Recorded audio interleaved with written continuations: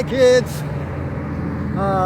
It is Kevin Jackwitz with the Kaged Review, running across the road because I'm trying to beat traffic. I just got off work. I am going to go finish painting my kitchen, finally get all my little chores done that I want to get done. Hopefully I'll get my curtain rod set up. I've got 2 days off from here, which is amazing. Sorry, there's a lot of traffic. It'll be gone soon. A little bit of wind too.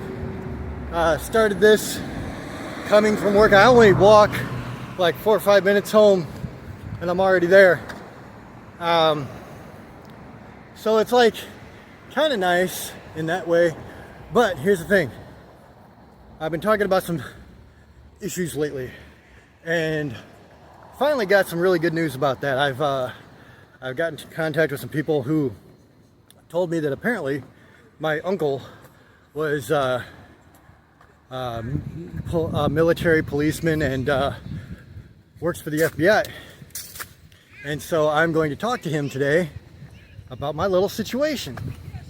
And if anybody knows how to get help with this situation and how to figure out how to get my son back, get not just possession of him, but be able to see him until then, it's this guy. And you know, it doesn't really matter if you're DCF or even a judge in this case. FBI wins. And so I don't want to have to pull any cards, but if you force my hand, I told you, this is my son and there is no length I won't go to for my son. And that's just kind of what it is. And people can like it, they cannot like it. I really don't give a shit at this point. When it comes to my family, I am a jackal and I will always be a jackal. That is my son. He is in danger, and I will do whatever it takes to change that scenario. It doesn't matter to me. So, I know my hair is crazy right now. Like I said, I just got off work. I'm literally running home from work. I'm always doing something, which is kind of good. It's keeping me busy. It's keeping me occupied while all of this is happening. So yeah, I'm gonna go home. I got the painting to do. Hopefully I can do some recording. I'm definitely going to post this one, obviously. But it's just, it's good that I finally have somebody on my side that has some real power behind him, that has some real knowledge behind him. He has told me to go make a police report through my mother. She called me and, you know, because obviously she knows about the situation and that's how it happened. She talked to him. And so I'm going to go do that as soon as I can. And then, all bets are off. If I don't start getting some real answers here by Monday, I don't think they're going to like me much. Maybe that's delusions of grandeur, but I don't think so. So, time will tell. Time will tell, that's for sure. Hey, welcome home. Yeah, I'm tired of fighting this fight. I am tired of not being able to see my son. I am tired of all this Gestapo bullshit. I am tired of them doing something that I can't see is not illegal in some way, shape, or form. I don't see it. I don't see how they can just get away with this with no valid reason. And that's what's got me pissed. Other than the fact that my son isn't with me and he's with that psycho of an ex I have. That's concerning. But that aside, you know, I kind of feel like it's time to put up or shut up with this. Like, I've asked these guys so many times to let me see my son, and they keep saying that we're not keeping you from seeing your son, but they are. They absolutely the fuck are. That nobody's told me where he's at. They're like telling me, oh, you have to have somebody to go see him. Well, if I can't get anybody, that means I can't see him. That means you're keeping me from seeing my son, you dumb fucks. And I'm telling you, Kaya, I am coming straight for you. Make no mistake about it. Every legal way that I can. There is going to be no fucking sympathy after this. I am coming for your job. I am coming for everything that I can get out of you. Know that. And now I've got someone backing me up. So know that I'm not fucking playing with you anymore. So with that, I'm going to go do some chores. Some that are kind of long overdue. I need to get this shit done. I know, I'm sorry, I'm shaky. I'm holding my camera up with my hand, and it gets a little tired after a while. So let me get off of here, and I'll come back a little bit later. We'll talk.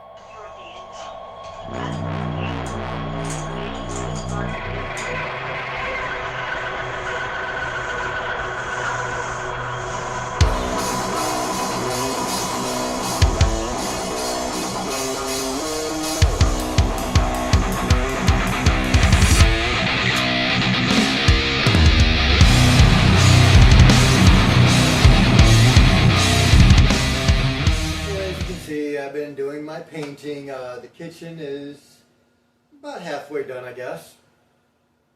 And it's kind of nice to get something accomplished and be able to put my mind into something while I'm having all these issues outside of chores and work. Um, and work has been going really good. Everybody's been very supportive of me. Everybody at work knows that my wife ran off with my son. They were all pretty shocked and disturbed when I told them that because they kind of know the backstory. And so I'm making something to snack on here because I'm about to get into some more longer videos for gaming. But it's been interesting, and it's been emotionally up and down for me because when my wife walked out with my son, it was completely unexpected. Like, I knew she was on edge. She'd been having episodes worse and worse getting up to that point, and I kind of figured it was leading to something. I didn't think she was going to run off with my son, though. And maybe that's my fault for not expecting that. But the thing is, my wife and I have had issues before. She's left before. She's done crazy things before. But at the end of the day, I really did love her. I really did. I loved her, and I wanted to help her to get somewhere good in her life. Somewhere that I don't think she's been yet. But now I'm starting to think that's more because she simply couldn't get there. And I hate to say that.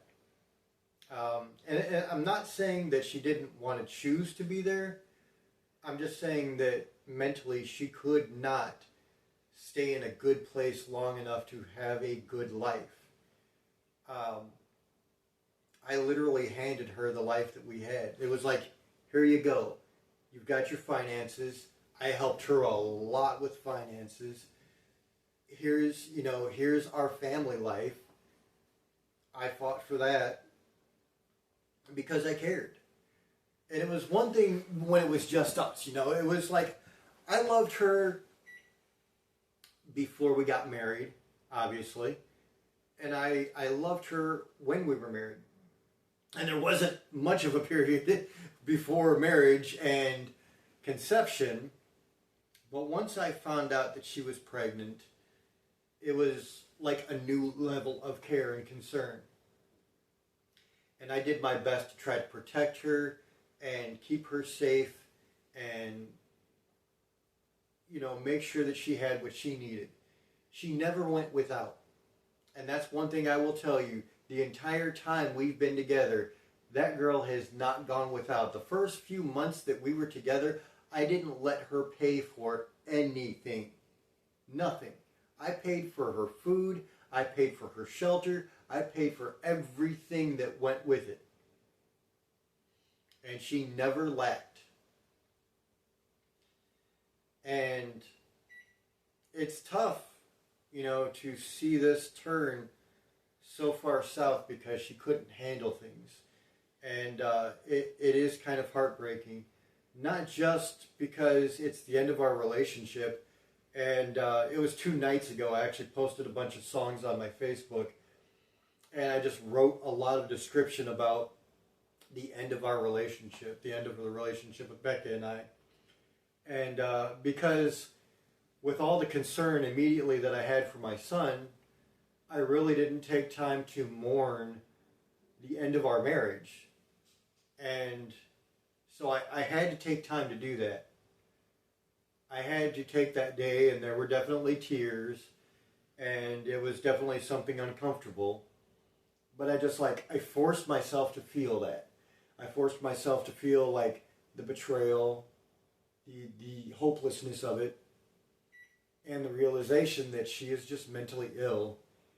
And I did my best. She is mentally ill, and there was nothing else that I could do. I'm not a doctor. I'm not a mental health professional. I've been through a lot of trauma myself. I've been through a lot of stuff, and I feel like that helped me in helping her and in helping her deal with her demons, so to speak. Um, but at the end of the day, it was just too much. And the one straw that I told her would, absolutely be the end of us is Caden. You don't do anything to harm or put him in harm's way. And this is something that did put Caden in harm's way because she is not mentally sound enough to take care of him on her own. When we were together, it was one thing because I was there to help her. I went to work, but I was 4 minutes away. I checked on her all the time. I came home for lunch, and I actually did help her quite a bit. Even though apparently she said I never did anything with Caden, which, if you checked my YouTube channel, you've seen me with him. But, now it's at a point where Caden was here for a month. He's about 6 weeks old now, give or take. And it's just insane that he's already been gone for almost 2 weeks. And it's insane that nobody has told me anything about him. They won't let me see him. I've talked about that ad nauseum, I'm sure. But it's heartbreaking. It really is. Because family was the biggest thing for me. And still is the biggest thing for me. And I think the person who's going to pay the biggest price for this is Caden. I think the person who's going to wear the most scars from this is our son. I fought so hard partially because I didn't want my son to grow up in a broken family.